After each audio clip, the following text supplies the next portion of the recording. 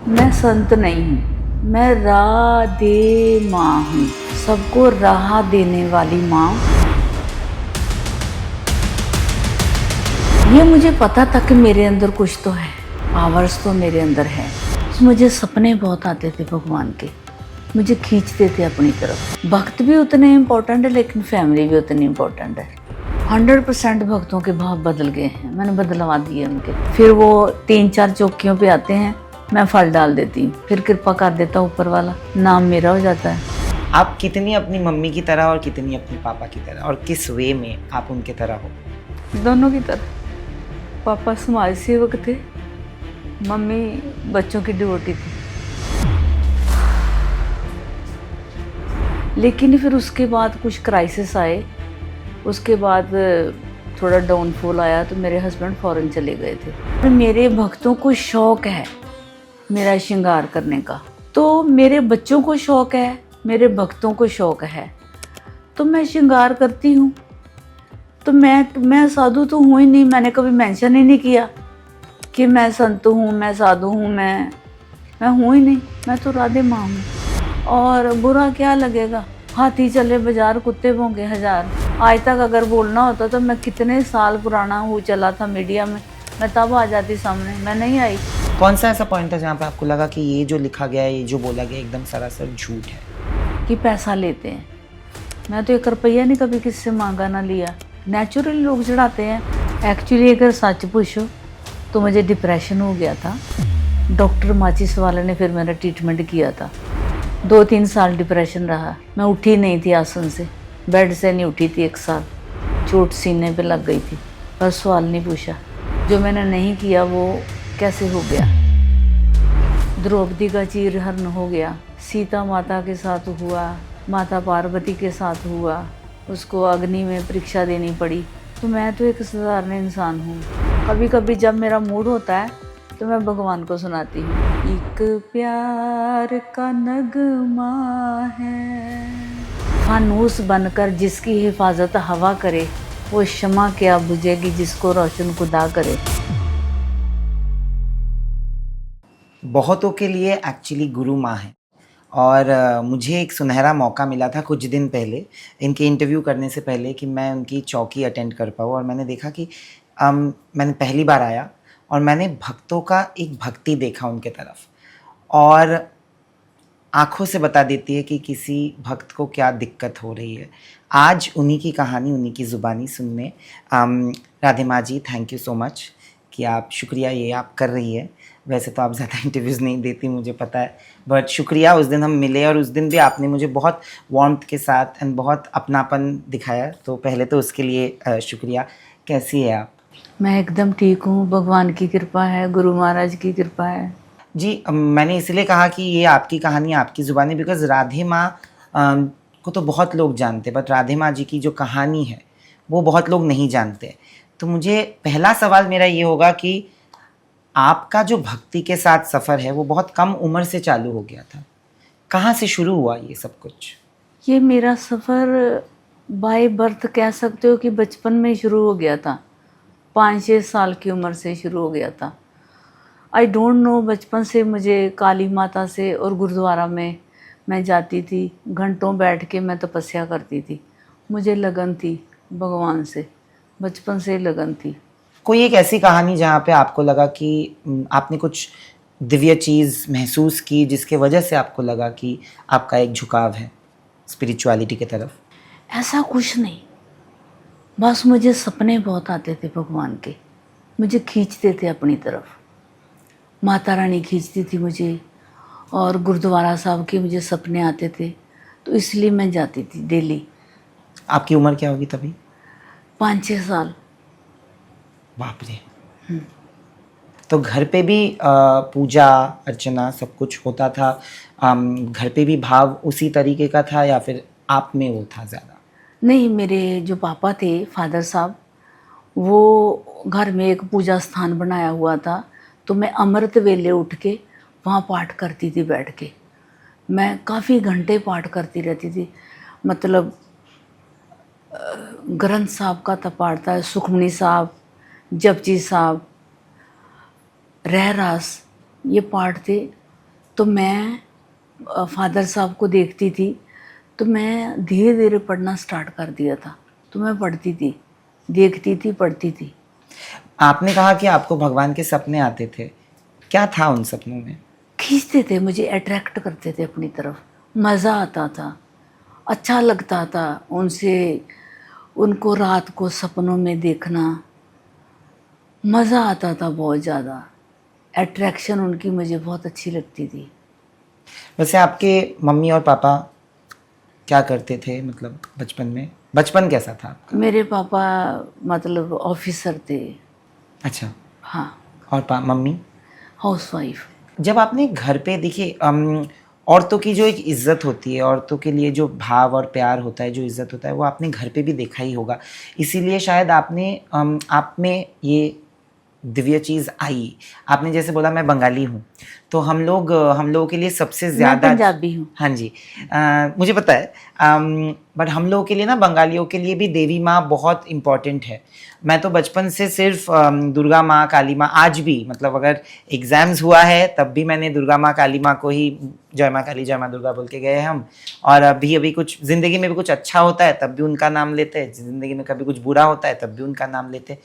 तो ये जो इज्जत होती है भगवान के तरफ, आपने जैसे बोला कि आपके पापा सर्विस करते थे, ऑफिसर थे, तो क्या आपको अपने फैमिली से भी इतना ही सपोर्ट मिला था जब आपने ये देखा, हाँ, या फिर? उन्होंने मुझे कुछ कहा ही नहीं, कुछ बोला ही नहीं। उन्होंने मेरे बहाव में मुझे बहने दिया।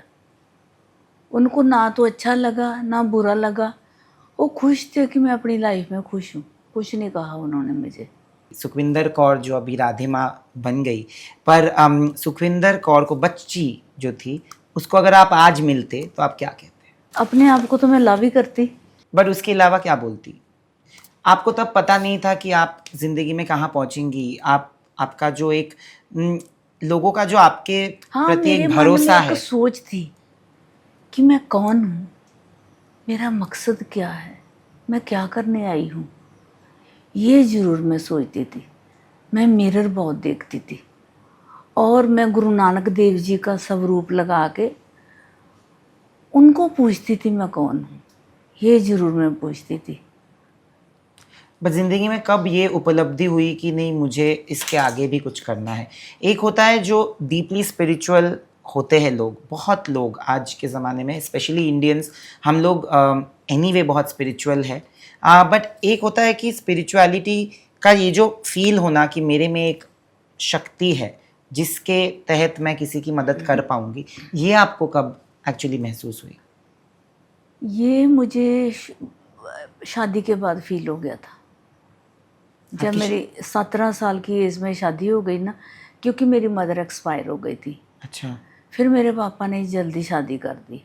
तो शादी के बाद मेरे एक एक साल बाद 2 बच्चे हो गए, बेटे, 2 बेटे हो गए। फिर मेरा ज़्यादा ध्यान हो गया भगवान के प्रति, बहुत ज़्यादा था पहले भी, फिर ज़्यादा ही हो गया। पहले तो मैं अपने बच्चों को बड़े प्यार से पाला, बहुत लाड लड़ाया उनको, बहुत मज़ा आया उनको पालने का।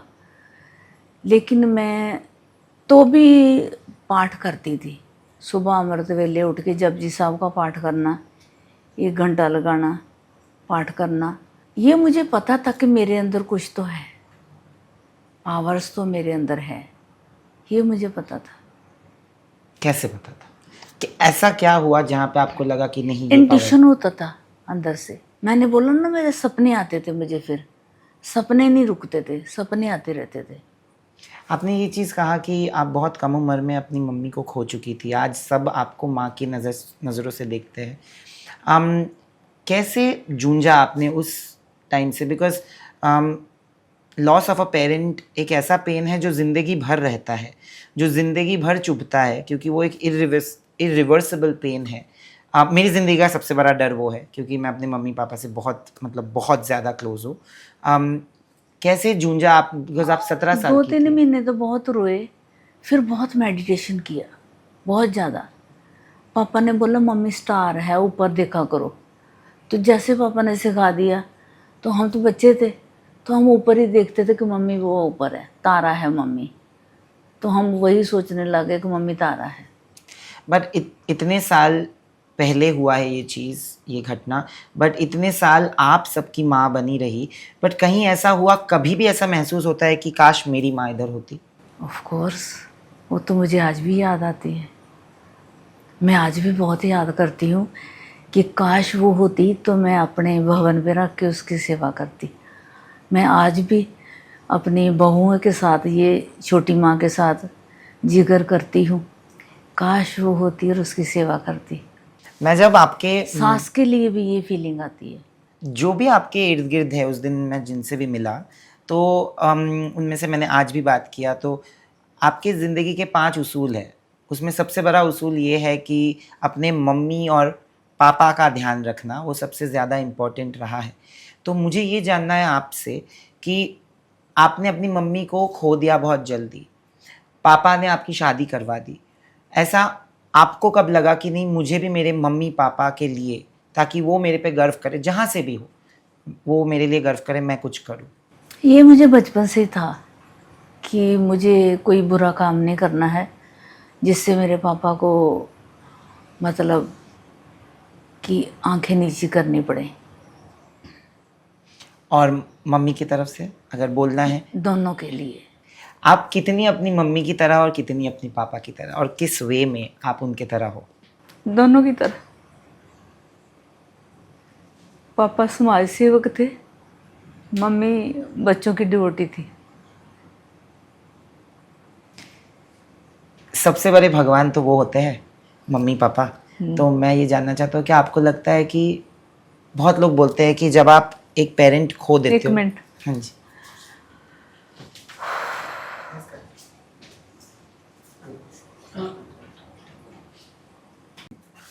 जैसे आपने कहा कि मम्मी पापा सबसे बड़े भगवान तो वो है। तो अगर मैं पूछूं कि उनका कितना योगदान रहा है और आप उनको कैसे याद करती हो आज? मेरी मम्मी बच्चों की डिवोटी थी और जो पापा है वो मतलब सोशल थे, गवर्नमेंट ऑफिसर भी थे, गवर्नमेंट जॉब करते थे। फिर उनके करते हुए भी उन्होंने बहुत लोगों को जॉब पे लगवाया, बहुत लोगों की दुआएं ली उन्होंने। और जो मेरे टीचर है वो भी, उन्होंने, मेरी टीचर ने कहा कि हमने आपको स्कूल में पढ़ाया, आप हमको भवसागर पार कराओ। उनकी इंटरव्यू भी है हमारे पास। मेरे टीचर, प्रिंसिपल सब मेरे मतलब फॉलोवर रहे। उन मेरे अभी प्रिंसिपल जो है उनका बेटा है, वो भी मेरा फॉलोवर है। ये जो आपका एक साइड निकल के आता है, इमोशनल जो साइड है, ये कितना फ्रीक्वेंटली आता है बाहर? मैं नहीं जानती। अभी जो आप भावुक हो गई अपने मम्मी पापा के बारे में सोच के, मुझे सिर्फ ये पूछना है कि एक साइड है जो आपकी एक ज़िंदगी है जिसके बारे में दुनिया को नहीं पता है।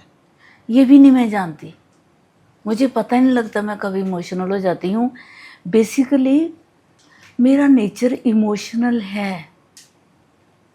जैसे मैं किसी को दुखी देखती हूँ, सपोज करो कोई भक्त आया तो मुझे लगता है ना कि वो बहुत ज़्यादा दुखी है, तो उस दिन उसके लिए मैं 2-3 घंटे तो ज़रूर सोचती हूँ लेटे लेटे कि हाय वो इतना दुखी क्यों है। मुझे पता है कि ये उसके कर्मों के हिसाब से वो दुखी है। नेचुरल उसके कर्मों के हिसाब से इंसान 84 लाख योनियों के हिसाब से इस धरती पे आता है, तो कोई ना कोई किसी जन्म के हिसाब से उसको दुख मिलते हैं। फिर भी मैं सोचती हूँ कि वो दुखी क्यों है, बस इसलिए मैं इमोशनल हो जाती हूँ। आपने कहा कि आपकी शादी बहुत जल्दी हो गई थी, राइट? तो उस चीज़ के बारे में आपको क्या कहना है कि बहुत कम उम्र में आपकी शादी हो गई थी और ज़िंदगी चुनौती भरी रही है उसके बाद भी, तो उस चीज़ के बारे में आप क्या कहोगे जो लोगों को पता ही नहीं है शायद? शादी का तो मुझे शौक भी बहुत था, मेकअप करने का बड़ा शौक था बचपन से? जब होनी थी शादी मेरी बहुत अच्छे घर में हुई। नाम था उनका स्वीट शॉप वाले, कर्मा हलवाई, मुकेरियाँ शहर में जाने माने लोग थे। उनका कर्मा स्वीट शॉप वाले काफ़ी नामी लोग थे। अच्छे घर में मेरी शादी हुई थी। आपके मन मुताबिक शादी हुई थी? हाँ, लेकिन फिर उसके बाद कुछ क्राइसिस आए, उसके बाद थोड़ा डाउनफॉल आया तो मेरे हस्बैंड फॉरेन चले गए थे।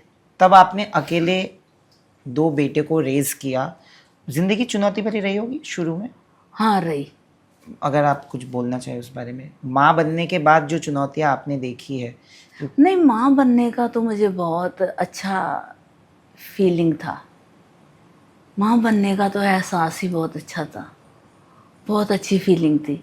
मज़ा आता था बच्चों के साथ, उनको पालने का, उनको गोदी में उठाने का, उनके साथ चलने का। वो फीलिंग बहुत अच्छी थी, वो एहसास बहुत अच्छा था। और मेरे बच्चे बहुत अच्छे, कुदरत ने बच्चे दिए। दोनों बेटे बहुत अच्छे हैं, टच वुड। बहुत ज़्यादा अच्छे हैं, दोस्तों की तरह लगते हैं। बट जब आपके बच्चे बहुत छोटे थे तो उनको अपने फादर की एब्सेंस कभी महसूस हुई? मैंने होने नहीं दी। आपको कभी एब्सेंस महसूस हुई एक हस्बैंड की? नहीं, उस टाइम फिर मैं अपने रंग में रंग चुकी थी, ईश्वर के रंग में। अगर मैं आपने कहा एक चीज़ जो बहुत बेहतरीन चीज़ थी जो लोगों को मुझे पता नहीं था कि शादी के बाद आपने आप में ये ज़्यादा उपलब्धि हुई कि आप में डिवाइन पावर्स है। तो कौन सा ऐसा पॉइंट था ज़िंदगी में जहाँ पे आपको लगा कि नहीं सच में मेरे में वो पावर है कि मैं सिर्फ अपने लिए नहीं बट बाकी दूसरों के लिए भी कुछ कर सकती हूँ? एक्चुअली मैं, मेरे हस्बैंड के फॉरेन जाने के बाद मैं इमोशनल ज़्यादा रहने लग गई थी। तो मेरे फादर साहब ने पूछा कि इतना क्यों विराग में रहते हो, कि सारा सारा दिन तपस्या करना भी अच्छी बात नहीं। तो वो एक संत हैं हमारे मुकेरियां शहर में, 150 साल के, वो उनके पास गए। तो उनको लगा कि मैं इतनी भी क्यों तपस्या ज़्यादा करती हूँ। तो वो उनके पास मुझे लेके गए। उन्होंने कहा, मेरे फादर को लगा कि ऐसी भी क्या बात है कि मैं बात भी नहीं करती, क्यों नहीं बात करती। उनके जाने के बाद, हस्बैंड के जाने के बाद, तो जब उनके पास गए तो वो मुझे ले गए उनके पास। तो उन्होंने कहा कि इनके अंदर पावर्स है, चैनलाइज करना इसको, कि इनको तपस्या करें तो ये अपने आप इनको जगत कल्याण के लिए आई है। उन्होंने मेरे फादर को बता के बैलेंस किया कि ये जगत कल्याण के लिए आई है, अब टेंशन ना लो। जब आपके पति को फॉरेन जाना पड़ा तो how did you deal with it? आपने कैसे वो सिचुएशन, बिकॉज देखिए आपके बेटे भी थे तो आप उनके सामने वीक भी नहीं हो पाती होंगी। मेरी सास बहुत अच्छी थी। नहीं, वीक हो गई थी मैं अपने हस्बैंड के सामने, वीक हुई थी, पूरे हाथ जोड़ दे कि ना जाओ, वीक हुई थी। मैं हो जाती हूँ, मैं ईगो नहीं रखती किसी के भी आगे। अपने हस्बैंड, अपने भक्तों के आगे भी अगर ज़रूरत पड़े तो मैं हाथ जोड़ देती हूँ। मैं वीक, सरदार हैं हम पंजाबी जो होते हैं ना, वो हाथ जोड़ देते हैं।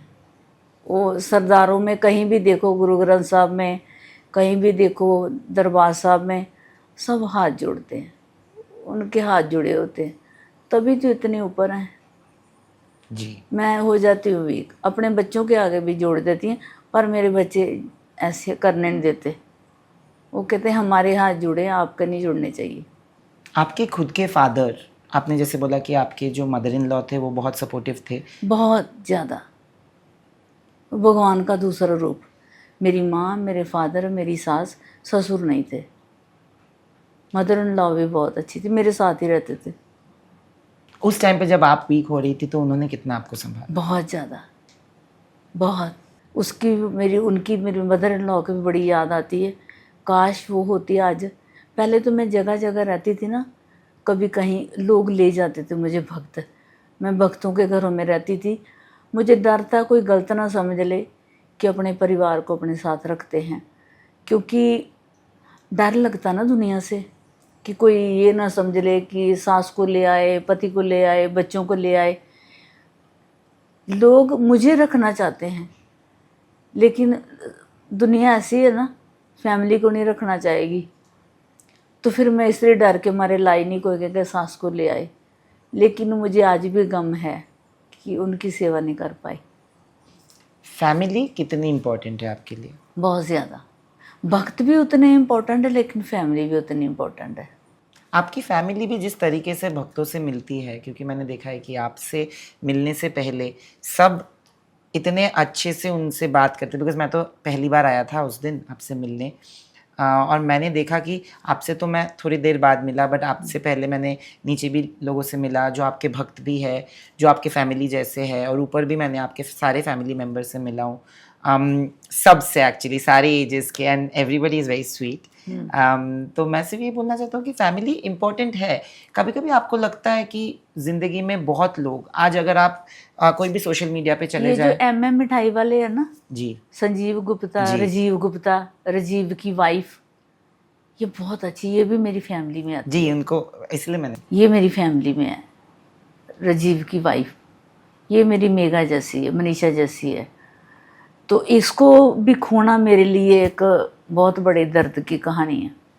ये मैं आज एक दिल की बात बता रही हूँ जी ये भी मैं एक दिल की बात बता रही हूँ कि जो राजीव की वाइफ है ना, ये भी मेरी फैमिली मेघा मनीषा जैसी है। इसका भी दूर होना मेरे लिए एक दर्द बड़ी कहानी है। बट वो दूर है नहीं। नहीं है, हाँ। होएगी नहीं कभी। हाँ। मैं बता रही हूँ आज मीडिया में। माँ बनने के बाद मदरहुड से आपकी सबसे बड़ी सीख क्या थी? बच्चों के दोस्त बन जाओ, उनको प्यार करो। बच्चे प्यार से सुधरते हैं, डांट से नहीं। तो आपने कभी बच्चों को नहीं डांटा? कभी कभी, हर समय नहीं। रोज ही टॉर्चर ना करो, रोज ही टॉर्चर ना करो। कभी ठीक है, ज़्यादा आती हो जाए तो करो, डेली नहीं। उनको भी जीने दो, अपना बचपन याद रखो कि हमने क्या किया था। आज आपके बच्चों को पता है कि आपके भक्तों के लिए आप क्या मीन करते हो, बट जब वो छोटे थे तो उनको समझ आता था ये जो भक्ति है, ये जो स्पिरिचुअलिटी है, ये जो आपके पास डिवाइन पावर्स है, जो आपको पता था, क्या उनको समझ आता था आपके दो बेटों को छोटे बचपन में? एक्चुअली मेरे बेटे प्यार इतना करते थे, वो मेरे बहाव में बह जाते थे कि जैसा हमारी माँ चाहती वैसा ठीक है। उनको ये गम था कि हमारे पापा चले गए फ़ौरन, तो हमारी छोटी सी माँ थी, तो उन्होंने ये गम सहा है, तो इसलिए उन्होंने कुछ नहीं कहा, खुला छोड़ दिया मुझे। कभी उन्होंने ये गम आपसे बयां की है? उनको पता है अंदर से। एक चीज़ आप में है कि आप बाकियों से बहुत अलग हैं। आप बाकी जो गुरु माँ हैं, गुरु जी हैं, उनसे बहुत अलग है। आपको ज़िंदगी जीना आता है, आप जीना चाहते हो। मैंने एक इंटरव्यू देखा था आपका जहाँ पे आपने बोला है कि मुझे मज़े करने हैं, मुझे मज़े, मैं क्यों छोड़ूं? हाँ, मैं क्यों छोड़ूं, मैं जीना है। मैं संत नहीं हूँ, मैं राधे माँ हूँ, सबको राह देने वाली माँ। और मेरे पास जो भी आते हैं कोई खाली नहीं गया, सब झोलियाँ भर के गए हैं। ऐसे करूं या ऐसे करूं, जो भी इस दरबार की सीढ़ी चढ़ता है वो खाली नहीं जाता। और मेरे भक्तों को शौक़ है मेरा श्रृंगार करने का, तो मेरे बच्चों को शौक़ है, मेरे भक्तों को शौक़ है, तो मैं श्रृंगार करती हूँ। तो मैं साधु तो हूँ ही नहीं, मैंने कभी मेंशन ही नहीं किया कि मैं संत हूँ, मैं साधु हूँ, मैं हूँ ही नहीं। मैं तो राधे माँ हूँ, मैं करती हूँ, मुझे अच्छा लगता है। मैं एक ही जीवन मिला है, तो मैं तो, और शादीशुदा हूँ, मैं तो करूँगी। मेरे बच्चे चाहते हैं मैं श्रृंगार करूँ। हाँ, आपने खुद भी बोला है कि आपको मेकअप करना और श्रृंगार करना अच्छा लगता है। हाँ, मुझे अच्छा लगता है, मैं करती हूँ, मुझे अच्छा लगता है। बट असल में भक्ति का असल मतलब आपके लिए देखो, श्रृंगार कौन से देवता ने नहीं किया? सबने किया। मतलब बंगालीज विल अंडरस्टैंड, मतलब आपको भी समझ आएगा यहाँ पे। हम देवी के मंदिर पर जाते हैं, हम पूजा का सामान चढ़ाते हैं, हम अपने आराध्य देव से क्या सीखते हैं? हम जो बच्चे जो देखेंगे वही करेंगे। मैं एक्चुअली राधे माँ जी, मैं ना ऐसे माहौल में बड़ा हूँ, बिकॉज मैं बंगाल से हूँ।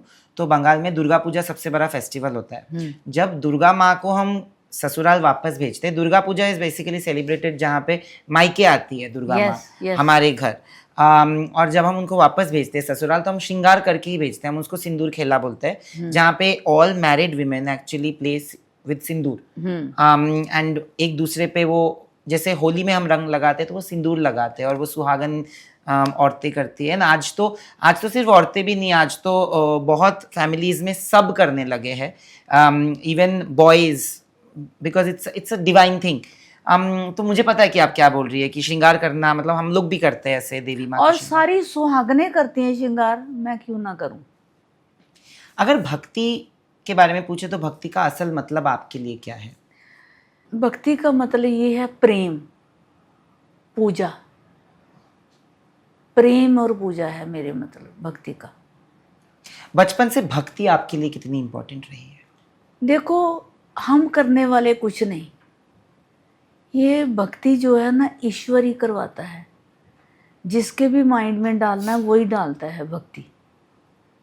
जिससे करवानी है वो करवाता है। मेरे लिए इम्पोर्टेंट रही, ये जिससे करवानी वो करवा लेता है, कोई नहीं करने वाला होता है। जिंदगी की चुनौतियों से जब आपने जूझा, तब आपको लगता है कि आपकी भक्ति आपने आपको हेल्प किया है उस चीज़ों से? बहुत बहुत हेल्प किया। क्या होता है कि जब हम भक्ति करते हैं ना तो हमारे बहुत सारे कष्ट कटते हैं, भगवान हमारे अंग संग हो जाते हैं।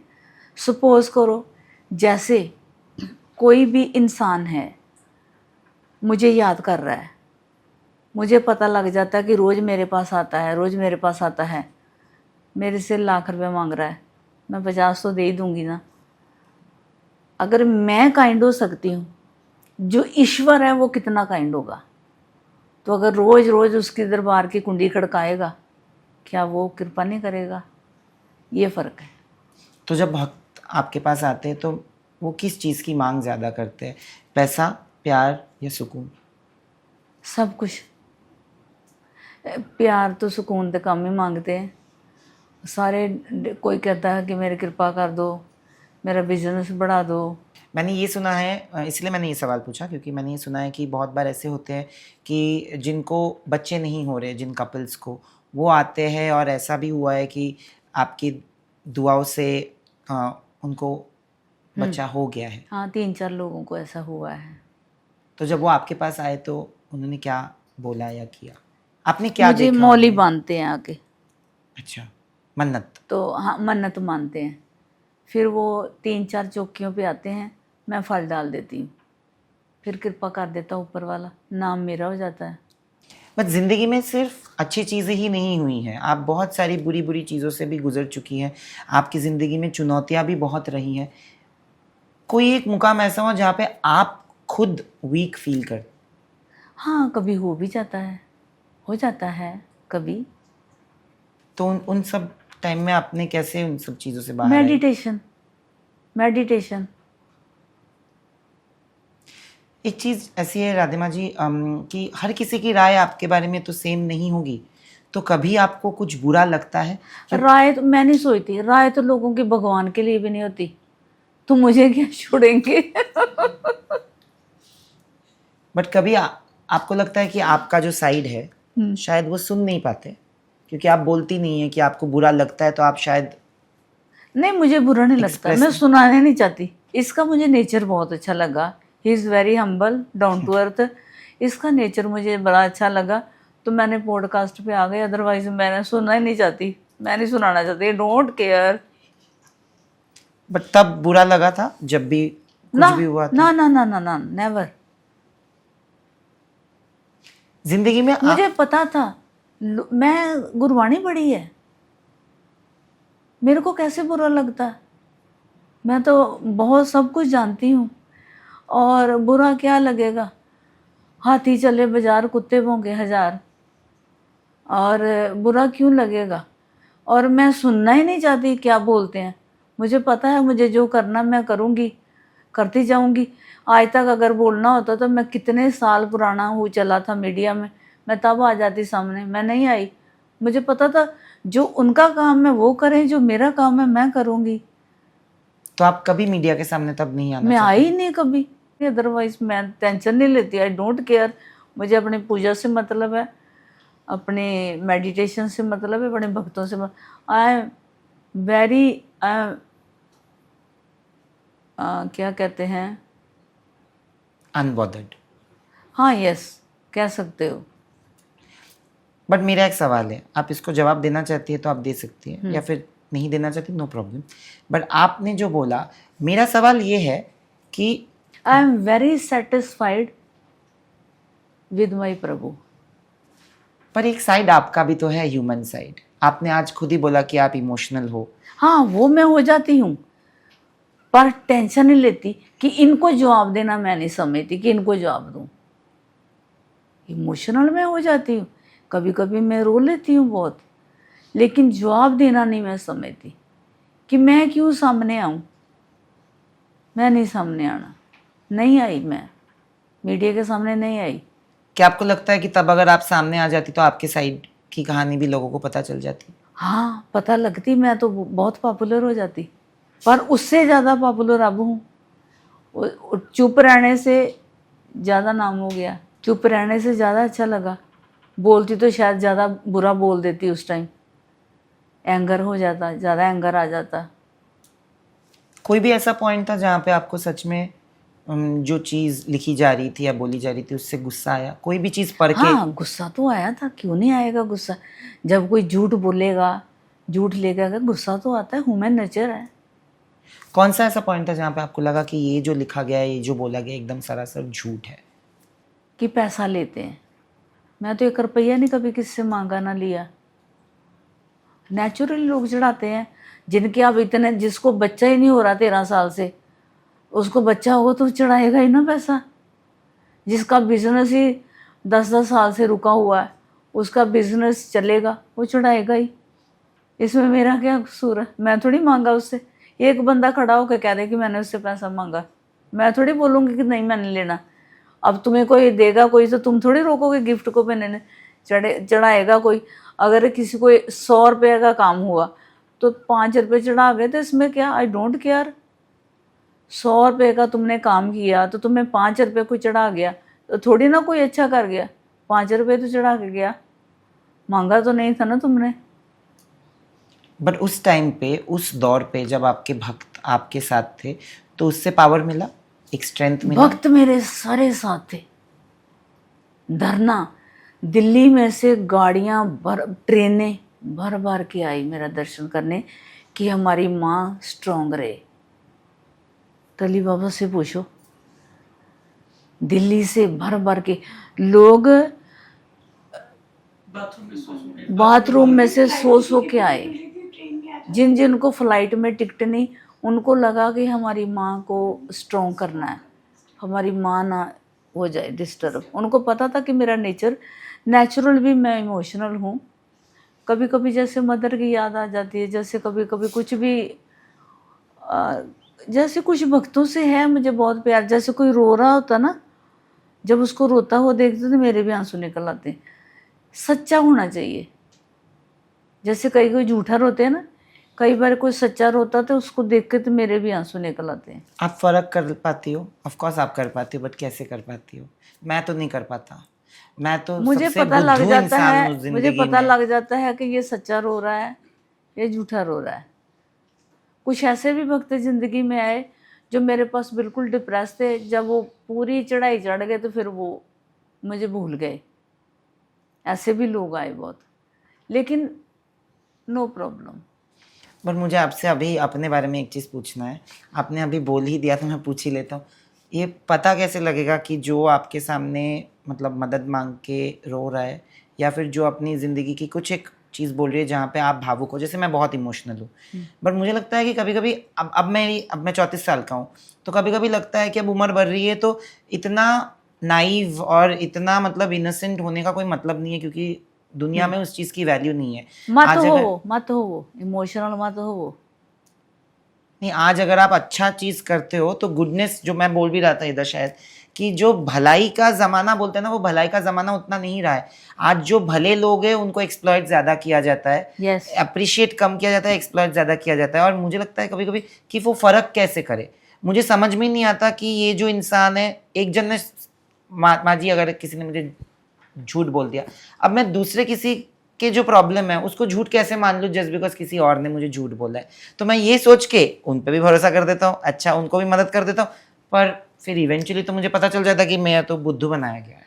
तुम क्या करो, तुम अपनी तरफ से यथाशक्ति जो कर सकते हो वो करते रहो, तुम बुरा ना करो, ऊपर वाला देख रहा है। तुम हो जो वो रहो, अगर तुम इमोशनल हो वो रहो, यथाशक्ति जो करते हो वो करते रहो। ईश्वर देख रहा है, उनको सजा देगा जो बुरा करेंगे। आपने एक चीज़ बहुत बेहतरीन बोली कि जब मैंने आपको अपने भक्तों के सपोर्ट के बारे में पूछा, स्ट्रेंथ के बारे में, तो उन्होंने ये सोचा कि अपने माँ के पास, हमारे माँ के पास रहना पड़ेगा ताकि वो मेंटली डिस्टर्ब ना हो। आज मैं आपसे एक सच सच सवाल पूछना चाहता हूँ, आप उसका सच सच्ची जवाब देना। आपने भले ही कोई इंटरव्यूज़ नहीं किए, भले ही आपने कभी कुछ बोला नहीं, बट उस दौरान क्या आप कभी भी मेंटली डिस्टर्ब्ड हुई थी इन सब चीज़ों से, और कैसे उस चीज़ से बाहर आई अगर हुई थी तो? देखो, मेंटली डिस्टर्ब तो मैंने बोला क्यों नहीं हुई, होता है, हुई हूँ। लेकिन मेरे भक्तों ने टीवी वगैरह सब बंद कर दिए थे, और हुई हूँ। मेडिटेशन, एक ही रास्ता है बस, भगवान का नाम, उसको याद करना। दुख के सुख के सब साथी, दुख में ना कोई, मेरे राम तेरा नाम एक साचा, दुख में ना सुख में ना दुख में ना कोई। यही आप फॉलो करती है जिंदगी? Faith. What do you think brought you out of it? मतलब क्या ऐसा चीज़ था जो आपको उस चीज़ से निकाल के लेके आया? मेडिटेशन, भक्तों का प्यार, बहुत ज़्यादा प्यार। टाइम टू टाइम सारे आते रहे, हंसाते रहे, नृत्य करते रहे, मस्तियाँ करते रहे, जोकर बनते रहे, नाचते रहे सामने आके। बहुत कुछ किया उन्होंने। उस चीज़ के बारे में भी एक जजमेंट था। मैंने तो उस दिन देखा कि आपके भक्त आते हैं, ये माता की चौकी थोड़ी अलग थी, और थोड़ी क्या, बहुत ही अलग थी। क्योंकि मैं पहले कभी आया नहीं था तो मुझे पता नहीं था, पर मैंने वीडियोस में देखे हैं, जैसे सबने देखा होगा। बट आप सबके साथ इमोशनली बात भी कर रही थी, आप सबके साथ मतलब सब आपके सामने आके किसी ने डांस भी किया, मैंने देखा। आपने मुझे भी पूछा, पर मुझे उतना अच्छा आता नहीं है डांस, तो मैंने नहीं किया, बट बाकी लोगों ने किया। ये आपका जो चौकी है वो हमेशा अलग ही रहा है। ये आपका ही मतलब दिमाग से है कि नहीं, जिंदगी जियो? मैं चाहती हूँ जिंदगी जियो। भगवान भाव के भूखे हैं, भगवान प्रेम के प्यासे हैं। मतलब अगर तुम सच्चे मन से एक बार भी माथा टेक लोगे ना उसको, तुम्हारा सच्ची श्रद्धा होगी, सच्ची भावना होगी, कभी तुम्हें दुख नहीं आएगा। सारा दिन बुक्स पढ़ते रहोगे, अगर तुम्हारा माइंड ही नहीं उधर होगा तो फ़ायदा कोई नहीं है। बट इसी चीज़ को जब लोग तोड़ मरोड़ के कुछ और सोचते हैं तो आप क्या कहना चाहोगी उन चीज़ों को? क्योंकि यही जो चीज़ें हैं जो आपके खिलाफ भी यूज़ किया गया है, आपके खिलाफ बहुत चीज़ें बोली गई है, जहाँ पे ये जो नृत्य है या फिर चौकी में जो भी है उसको यूज़ किया गया आपके against। देखो, नृत्य मीरा भाई ने किया, श्री कृष्ण भगवान ने रास रचाई, तो लोगों को कहने दो, लोगों का काम है कहना। पर राधिमा जी, जब इतने सारे सवाल उठे थे आपके ऊपर, लोगों ने सवाल पूछा, मीडिया ने सवाल पूछा, तो आपका जवाब नहीं आया था तब। आज मैं सिर्फ बोल रहा हूँ, आपके पास कुछ भी है उनको बोलने को या जवाब देने को, क्योंकि कभी किसी ने आपसे ये जवाब सुना ही नहीं है। एक्चुअली अगर सच पूछो तो मुझे डिप्रेशन हो गया था। डॉक्टर माचिस वाले ने फिर मेरा ट्रीटमेंट किया था, फिर मैं मेडिसिन ली थी, फिर मैं ठीक हो गई थी।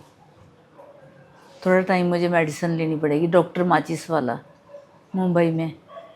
ये कितने टाइम की बात है? मतलब देखिए, आप ये अगर बोलती नहीं तो किसी को पता नहीं चलता, मुझे नहीं पता था। चोट बहुत लगी थी सीने में, जो मैंने नहीं किया वो कैसे हो गया। आपने कभी सवाल पूछा उन्हीं लोगों से जिन्होंने आपको सवाल किया? नहीं, 2-3 साल डिप्रेशन रहा। मैं उठी नहीं थी आसन से, बेड से नहीं उठी थी 1 साल। चोट सीने पे लग गई थी, पर सवाल नहीं पूछा। तो आगे बढ़ने का हौसला कहाँ से आया? बस ईश्वर की कृपा से, और फेथ उसके ऊपर कि वो मुझे जगाएगा। यही सोचा कि जब सीता माता ने अग्नि परीक्षा दी सीता माता ने। तो मैं क्या चीज़ हूँ, हम इंसान क्या चीज़ हैं। गुस्सा आया?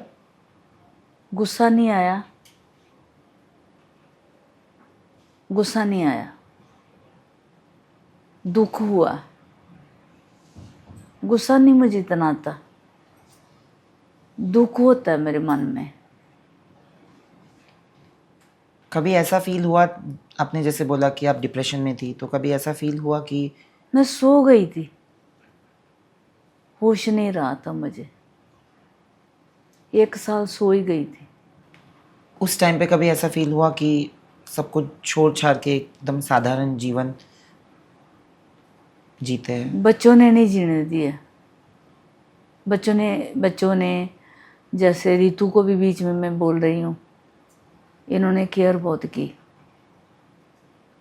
मेघा, मनीषा, छोटी माँ, रितु, इन्होंने केयर बहुत की। जी ये सारे इन्होंने केयर बहुत की। तो उन्होंने आपको हंसाते थे। डॉक्टर माचिस वाला आ जाता था जल्दी से, जब भी कॉल करो वो आ जाते थे। बहुत फेमस डॉक्टर हैं। पर आपने इस बारे में बात क्यों नहीं की? क्या करती, औरत चोले में हूँ, लेडी चोले में हूँ, नारी चोले में हूँ। फिर फेथ था उसके ऊपर, और ये सोचती कि जब भगवान शंकर सती के लिए इतना रोए, पूरा इतना रोए, इतना तड़पे, तो मैं क्या चीज़ हूँ, मैं ना चीज़ हूँ, एक इंसान हूँ साधारण। द्रौपदी का चीरहरण हो गया, सीता माता के साथ हुआ, माता पार्वती के साथ हुआ, उसको अग्नि में परीक्षा देनी पड़ी। तो मैं तो एक साधारण इंसान हूँ। ये चीज़ें सोच के मेरे को कुछ नहीं हुआ। मुझे आभास था कि लाइफ में एक टाइम आएगा जब मुझे भी परीक्षा देनी पड़ेगी। मैं छोटी माँ को बताती थी, छोटी माँ को मैंने पहले ही बता दिया था कि छोटी माँ, बॉम्बे में एक टाइम बहुत बड़ा भूचाल आएगा हमारी लाइफ में। इसीलिए उसकी श्रद्धा नहीं कभी डोलती। उसको पता है मैं उसको आने वाले कुछ चीज़ें बता देती हूँ पहले। उसको मैं कहती हूँ याद रखना कि जो मैंने तुम्हें बताया। वो बहुत श्रद्धालु है मेरी, उस टाइम आप पक्की बॉम्बे सेवादार है। उस टाइम आप बॉम्बे में ही आ थी? चुकी थी, आते ही मैंने बोल दिया था कि यहाँ एक बार बहुत बड़ा भूचाल आएगा और करेंगे भी अपने लोग। अपने ही लोगों ने किया ये? उन्होंने शुरुआत की थी मीडिया की। एक्चुअली वो डिस्टर्ब हो गए थे कि मैं छोड़ के आ गई हूँ। फिर मीडिया शुरू हो गया। जब उनके घर से निकलूँगी तो फिर वैसे अब फैमिली पूरी मानती है, ऐसी बात नहीं। वो डिप्रेशन के मरीज़ थे, उनको वो डिप्रेस हो गए कि मैं घर छोड़ के क्यों आ गई हूँ। और वो डिप्रेशन के पेशेंट थे, उनको लगन थी मेरे साथ बहुत। 74 उनकी एज थी, तो वो दर्शन करने आते थे डेली। लेकिन डिप्रेशन के पेशेंट थे, तंग बहुत करते थे। तो मैं, अब मुझे भी 10-12 साल हो गए थे उनके घर रहते हुए, तो मुझे आना था अब अपने बच्चों के घर में। तो उन्होंने एक सुरली छोड़ दी मीडिया में, तो वहाँ मीडिया ने उठा लिया। तो उनको लगेगा कि ये बोल रहे हैं, फिर उन्होंने भी उठा लिया। यहाँ से शुरू हुई जंग। बट चीज़ें फिर बेहतर कैसे हुई सबके साथ?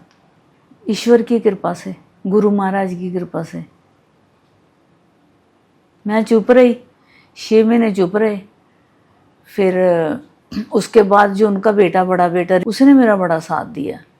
वो बहुत अच्छा इंसान है, इंसान ही नहीं देव है वो। फिर उसने केस लड़े सारे, उसने मतलब बहुत ज़्यादा साथ दिया मेरा।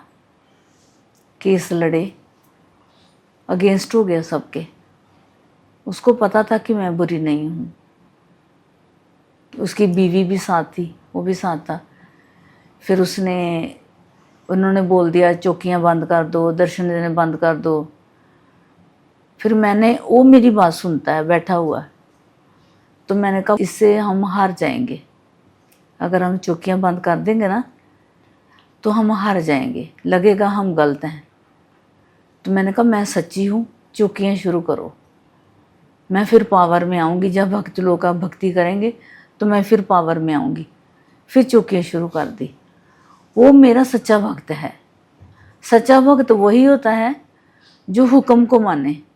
हुक्मे अंदर सबको बाहर हुक्म ना कोई, नानक हुक्मे जे बुझे ता हमें कहे ना कोई। जो हुक्म को माने वही भक्त है, जो हुक्म को ही नहीं माने वो काहे का भक्त है। तो उसने मेरा हुक्म माना और शुरू कराई चौकियाँ। फिर चौकियाँ शुरू हुई, फिर धीरे धीरे मैं पावर में आ गई, थोड़ी एक्टिव हुई। तो उन्होंने अपनी ही फैमिली के अगेंस्ट जाके आपको सपोर्ट किया? फैमिली के अगेंस्ट नहीं किया, मेरे साथ दे दिया। अगर आपको मैं ये पूछूं कि एक तरफ ऐसा है जहाँ पे उस टाइम पे, एक तरफ ऐसा था जहाँ पे आपके भक्तों ने आपको बहुत सपोर्ट किया और प्यार जताया, और एक तरफ जैसे आपके ऊपर उंगलियां भी उठी, है ना? उंगलियां उठने वाले 2 लोग थे, प्यार करने वाले 10 लाख लोग थे। तो क्या फ़र्क पड़ता है? अगर 10 लाख लोग प्यार कर रहे हैं और 2 लोग उंगलियां उठा रहे थे, क्या फ़र्क पड़ता है? आपको बिल्कुल तो फ़र्क नहीं पड़ा? पड़ा, मैंने बोला फ़र्क पड़ा। लेकिन अगर 10 लाख सामने से प्यार कर रहे हैं, तो प्यार कर रहे 2 लोग कर रहे हैं, तो क्या फ़र्क पड़ता? उन्होंने मुझे टीवी देखने नहीं दिया, नाचते रहे, सामने करते रहे, डिप्रेशन हो गया। लेकिन ये लोग मुझे हंसाते रहे। इन्होंने ही मुझे बताया क्या फ़र्क पड़ता है। आज के ज़माने में फ़र्क मुझे बहुत पड़ा, लेकिन जनरल स्टेटमेंट दे रही हूँ कि जब 10 लाख प्यार कर रहे हैं, 2 लोग बोल रहे हैं, तो क्या फ़र्क पड़ता है। जिन लोगों, ऐसे राक्षस लोगों ने जिन्होंने सीता माता को नहीं छोड़ा, माता पार्वती को नहीं छोड़ा, मीरा बाई को नहीं छोड़ा, मैं तो तुच्छ इंसान हूँ, मुझे नहीं छोड़ेंगे तो क्या फ़र्क पड़ता है। आज के ज़माने में एक चीज़ जो बहुत डिस्कस, और जिनका नाम है वही तो बदनाम है। पर बदनामी से फ़र्क पड़ा आपको कभी? मतलब फ़र्क तो पड़ा होगा, बदनामी से फ़र्क नहीं पड़ा, ठेस लगी कि ऐसा कैसे हो गया। कहते ना, हमें तो अपने लूटा, गैरों में कहाँ दम था, मेरी कश्ती वहीं डूबी जहाँ पानी कम था। एक चीज़ जो आज के ज़माने में बहुत बड़ी डिस्कशन हो गई है हर जगह, वो है कि लोगों को लगता है कि धर्म और भक्ति सेम है। अगर आपको पूछा जाए कि धर्म और भक्ति में क्या अंतर है या क्या दोनों ही सेम है, तो क्या आप? भक्ति भक्ति है, जैसे शिव महापुराण, रामायण, शिव चालीसा, दुर्गा चालीसा, हनुमान चालीसा। धर्म इंसान ने बनाया है, भक्ति भगवान की है। देखो धर्म एक ही है, राम रहीम ते मौला किए, समझ आ जाए ते रौला किए। भगवान एक ही है, धर्म इंसानों ने बनाया है बस लड़ाइयाँ करने के लिए। आपके यहाँ पे हर धर्म के इंसान आते हैं? हर धर्म के आते हैं, मैं फ़र्क नहीं समझती।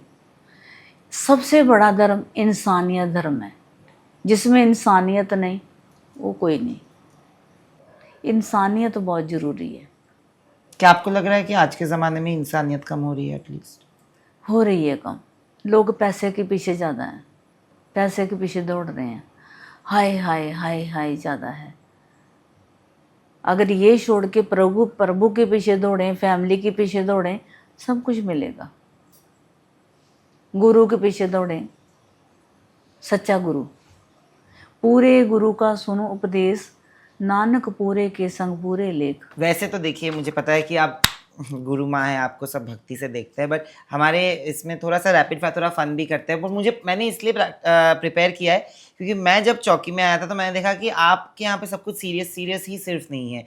जो लोग अपने दिक्कतें लेके आते हैं, जो आपको मैंने देखा है कि दुपट्टा चढ़ाते हैं या फिर आपको माला बांध के जाते हैं, जो आप बोल रहे हो मन्नत की माला है।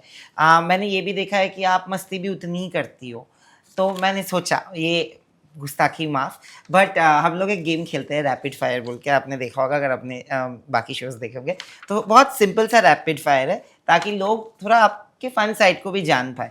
और आप एक्चुअली बिफोर आई बिगिन, मतलब शुरू करने से पहले पूछना चाहता हूँ कि आपका एक फन साइड तो है, मतलब लोग देखते भी है, तो कभी आपको ये नहीं लगा ना कि नहीं मेरा फन साइड जो है मैं लोगों को छुपाऊंगी, जैसे आप हो वैसे ही बिंदास सबके सामने होते हो, ऐसे कैसे?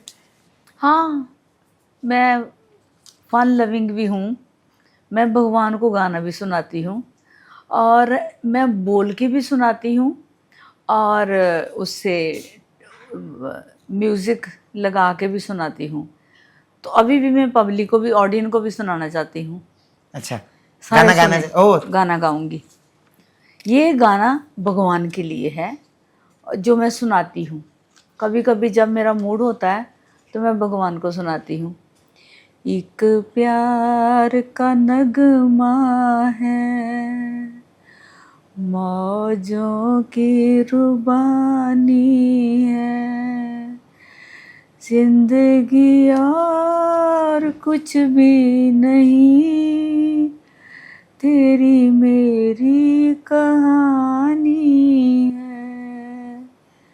एक प्यार का नगमा है, मौजों की रुबानी है, जिंदगी और कुछ भी नहीं, तेरी मेरी कहानी है। ये गाना मैं अपने गुरु महाराज के चरणों में गाया है और भगवान के चरणों में गाया है, माता रानी के चरणों में गाया है।